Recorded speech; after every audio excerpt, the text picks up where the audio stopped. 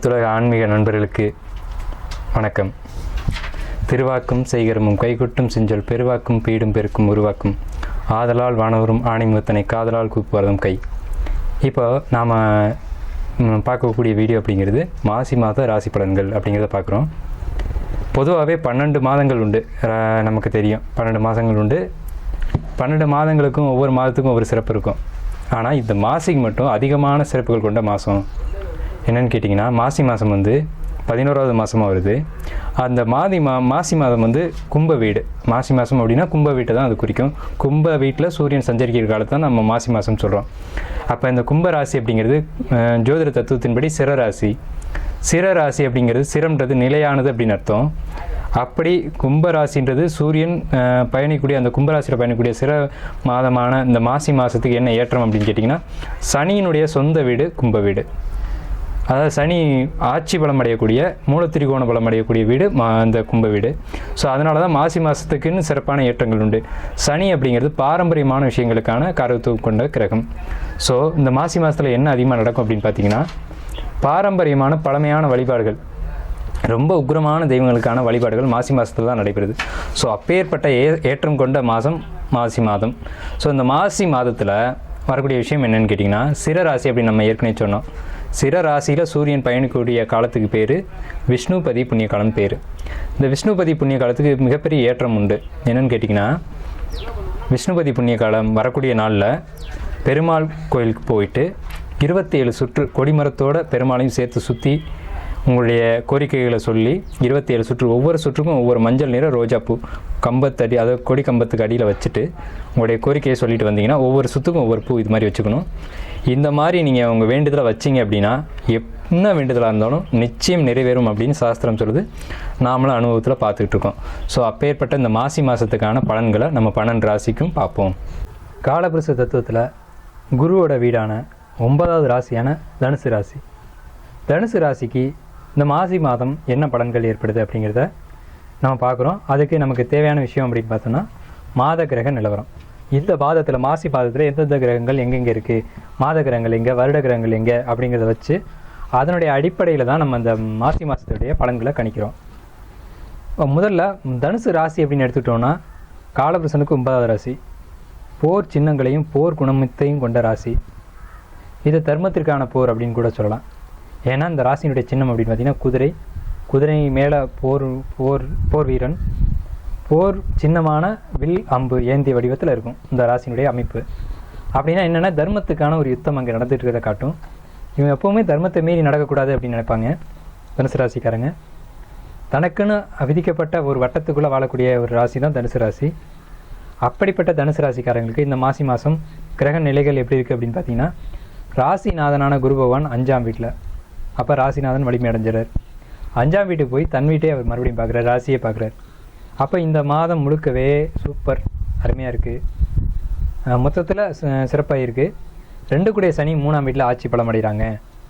இப்போ தான் 7ரை சனி முடிஞ்சு 2ஆம் வீட்டுக்கு வந்த சனி 3ஆம் வீட்டுக்கு போயிருக்காங்க. ஸோ 7ரை சனி முடிஞ்சிருக்கு. 7ரை சனியோட பாதிப்புலேருந்து கடந்து வந்திருக்கீங்க. 2ஆம் வீட்டில் வந்து 5 குடையவன் 6 குடையவன் 7 குடையவன். 2ஆம் வீட்டில் 5 குடையவன் 6 குடையவன் 7 குடையவன் 3 கிரகங்களும், அதாவது 5 12 கூடிய செவ்வாயும், 6 11 கூடிய சுக்கிரனும், 7 10 கூடிய புதனும். 3ஆம் வீட்டில் சூரியனும் சனியும். சூரியன் இந்த ராசிக்கு 9 கூடியவன் 3ஆம் வீட்டில். 3 கூடிய சனியோடு சேர்ந்து ஆட்சி பெற்ற சனியோடு சேர்ந்து சூரியன் இருக்காங்க. மறுபடியும் சூரியன் தன் வீட்டை பார்க்குறாங்க, சனியும் 9ஆம் வீட்டை பார்க்குறாங்க. இந்த நிலையில் அதிகமான சுப பலன்களை சொல்லக்கூடிய இந்த தனுசு ராசிக்கு என்ன பலன்கள் அப்படிங்கிறத தெரிஞ்சுக்கும். தொழில் ரீதியான முதலீடுகள், கடன், அந்த கடன் மூலமாக ஒரு வருமானம், இதெல்லாம் சொல்லிகிட்டு இருக்கு. இதை நம்ம கொஞ்சம் விரிவாக பார்ப்போம். எப்படின்னு கேட்டிங்கன்னா, தொழில் அப்படின்னு எடுத்துக்கும்போது 10ஆம் வீட்டை பார்க்கணும். தனுசு ராசிக்கு 7க்கும் 10 கூடிய புதன் 2ஆம் வீட்டில். அப்போ தொழில் சிறப்பாக இருக்குது. ஆனால் இந்த 7ஆம் வீடு பாதகஸ்தானம், அது ஒரு பாதகத்தை செய்யத்தான் செய்யும். 7 10 கூடிய புதன் 2ஆம் வீட்டில். அப்போ தொழில் நல்லா இருக்குது. இதில் 5 10 கூடியவன் 2ஆம் வீட்டுக்கு வந்தது சிறப்பு தான். 5 கூடியவன் 2ஆம் வீட்டில் உச்சம் அடைகிறாரு. அப்போ குழந்தை பிறப்புக்காக இயங்கிட்டு இருக்கக்கூடிய தனுசு ராசிக்காரங்களுக்கு குழந்தை இந்த ஆண்டு நிச்சயம் உண்டு. மாசி மாதத்தில் கன்சீவ் ஆவாங்க. நீண்ட நாள் தடையாக இருந்துச்சு அப்படின்னு சொன்னால் இப்போ அது கிடைக்கும். அதே மாதிரி 5 கூடியவன் 12 கூடியவன் ஆகி 2ல் உச்சம் அடைகிறது. குழந்தை பிறப்புன்றதை கன்ஃபார்ம் பண்ணுது. குழந்தை பிறப்பினால யோகம், பிறந்த குழந்தைங்களால் ஒரு சந்தோஷம், மகிழ்ச்சி, பெயர் புகழ் கிடைக்கிறது. குழந்தைகள் படிப்புக்காக வெளிநாடு போகிறது, இதெல்லாம் நடக்குது. ஏன்னா வெளிநாட்டு பயணம்ன்றது 12ஆம் பாவம், 5ன்றது படிப்பு, 5ன்றது குழந்தை. ஸோ குழந்தைகள் படிப்புக்காக வெளிநாடு போகிறது, பிரிஞ்சு போகிறது, இந்த அமைப்பு சொல்லும். குழந்தைகளுடைய அடுத்த கட்ட பரிணாம வளர்ச்சி அப்படிங்கிறது இந்த மாசி மாதத்தில் தீர்மானிக்கப்படும். ஸோ இந்த மாசி மாதத்தில் செவ்வாய் 2ஆம் பாவத்தில் உச்சமடைகிறதுனால குழந்தைகளுக்கு மிகப்பெரிய நன்மை, குழந்தைகளால் பெற்றோர்களுக்கு நன்மை அப்படிங்கிறத சொல்லுது. சரி, 6-11 சுக்கிரன் இருக்கிறதுனால என்ன விஷயம் அப்படின்னு கேட்டிங்கன்னா, குருவான தனுசு வீட்டுக்கு 6-11 அசுர குரு வந்து லாபாதிபதியாக வந்துடுவாங்க. அப்போ இந்த வீட்டுக்கு நல்லது பண்ணக்கூடிய ஒரு தன்மையில் தான் சுக்கிரன் இருப்பார். எப்படின்னு கேட்டிங்கன்னா, தர்ம திரிகோண வீடான தனுசுக்கு சுக்கிரன் பகைவர் தான். ஆனால் 6ஆம் இடம் கடன், 11ஆம் இடம் லாபம். கடன் மூலமாக ஒரு லாபம் அப்படிங்கிறது தான் சொல்லும் இந்த அமைப்பு. கடன் மூலமாக லாபங்கள் அதிகரிக்கும். 2ஆம் இடம் தனவரை குறிக்கும். கடன் வாங்கி தொழில் செஞ்சு லாபம் ஈட்டி வருமானத்தை சேர்க்கக்கூடிய ஒரு காலகட்டம் எப்போன்னு கேட்டிங்கன்னா இந்த மாசி மாதம் அப்படிங்கிறது தான் உண்மையான ஒரு விஷயம். சரி, 6-11 அப்போ 5க்கும் 6க்கும் 7க்கும் உடைய கிரகங்கள் சேர்ந்து 2ஆம் வீட்டில் இருக்கிறதுனால 5ஆம் பாவத்துலேயும் 6ஆம் பாவத்துடைய கலப்பிடம் வருது, 7ஆம் பாவத்துலேயும் 6ஆம் பாவத்துடைய கலப்பு வருது. இப்போ 5, 7க்கு 6ஆம் பாவத்துடைய தொடர்பு என்ன சொல்லணும்னா, குழந்தைகளால் ஒரு வருத்தம், கவலை இதெல்லாம் சொல்லும். குழந்தைகளால் பிரச்சனை, பஞ்சாயத்து, வம்பு வழக்கு, அடிதடி பிரச்சனைகள், குழந்தை யார்ட்டையாவது பிரச்சனை பண்ணிட்டு வந்துடுது, இதை சொல்லுது. குழந்தை இல்லைன்னு பிரச்சனை குடும்பத்துக்குள்ளே நடக்கிறது சொல்லுது. ஏன்னா 2ஆம் இடம் குடும்பம், 7ஆம் இடம் கலத்துறோம். அப்போ கலத்துறதுக்கும் குடும்பத்துக்கும் பிரச்சனை எதனால்? 5ஆம் வீட்டுனால, 5ஆம் வீட்டு தொடர்புனால. ஸோ 5ஆம் வீட்டு தொடர்பு என்ன சொல்கிறது, குழந்தை இல்லைன்னு 2 பேருக்குள்ளேயும் பிரச்சனைகள் உருவாகுது அப்படிங்கிறத இந்த 5, 6, 7 காம்பினேஷன் அழகாக சொல்லுது. ஸோ இந்த ஒரு அமைப்பு சரியா அப்படின்னு கேட்டால் இது கொஞ்சம் ஒரு சிரமமான ஒரு விஷயந்தான். 7 சனி முடிஞ்சு போச்சு, மழை விட்டும் தூறல் விடலை அப்படின்ற மாதிரி ஒரு அமைப்பு தான் 5, 6, 7 கனெக்ஷன் 2ஆம் வீட்டில் அப்படிங்கிறது. பொருளாதாரம் வரும், வருமானம்லாம் உண்டு, கடன் மூலமாக லாபம், லாபத்தின் மூலமாக வருமானம் அப்படின்னு சொல்லிட்டோம். ஆனால் அந்த லாபமும் ஒரு பத்தலை அப்படின்ற ஒரு வார்த்தைக்கு எங்கே கொண்டு வரும்னா இந்த 2ஆம் பாவம் கொண்டு வரும். 2ஆம் பாவத்தில் 6ஆம் அதிபதி இருக்கிறது கொண்டு வரும்.